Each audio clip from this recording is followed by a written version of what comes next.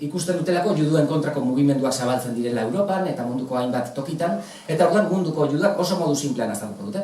Munduko juduak elkartzen dira eta erabakitzen dute estatua izan beharko dutela. Iristen da Bigarren Mundu Gerra, orduan holokaustua horrekin, eta testu inguru horrek egiten dio nazioarteari pentsatzea, bai, juduek merezi dute estatua izatea.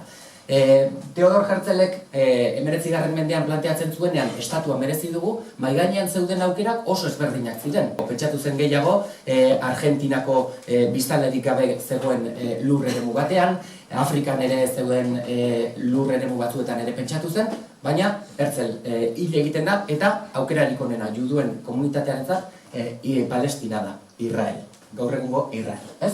Eta 57an ematen zaizkien aukerak, sortu aurretik, estatua 58an sortzen da, eta ematen zaien aukera da hau. Egingo duguna da, bi estatu, Palestinan bi estatu sortu, bata palestinarrentzat berdez dagoena, bestea juduentzat Israel, urdinez dagoena. Eta Jerusalem hori nazioarteko hiriburua izango da. Pentsatu genuen, baina hau ez da posible. Osea, munduan leku kontrolatuagorik baldin badago, Gaza da.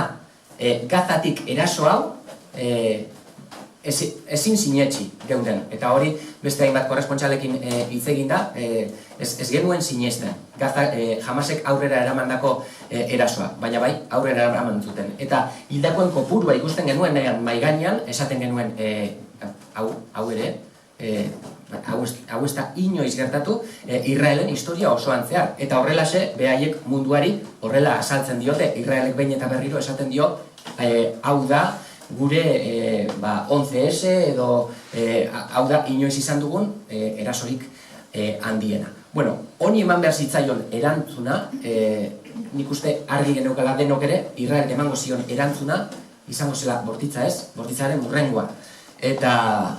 Eta bueno, 12 urte hauek erakutsi digute uste genuena baino are handiagoa izan dela. Begira, hasieran gogoratzen dut 3.000 hildako esaten zenean Gazan ez genuen sinesten. Baina eske orain ari gara hitz egiten 52.000 hildakori buruz.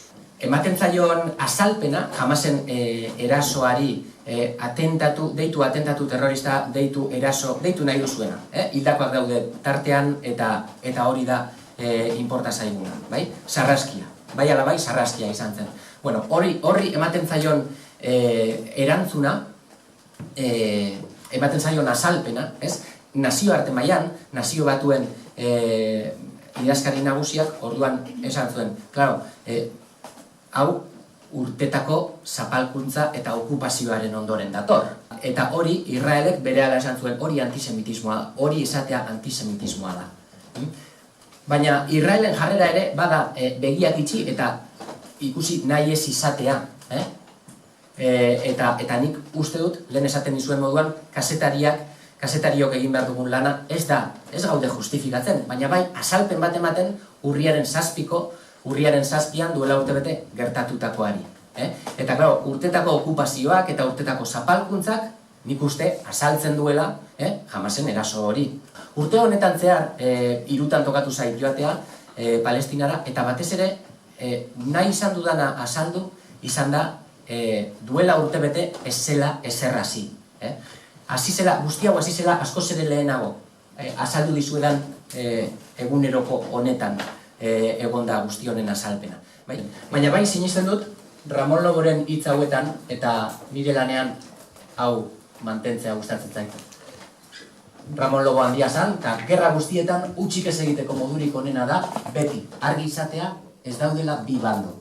Hiltzen duen jendea eta hiltzen direnak. Biktimak baino ez daude. Biktimengandik gertu bazaude, ez duzu hutsik egingo. Listo.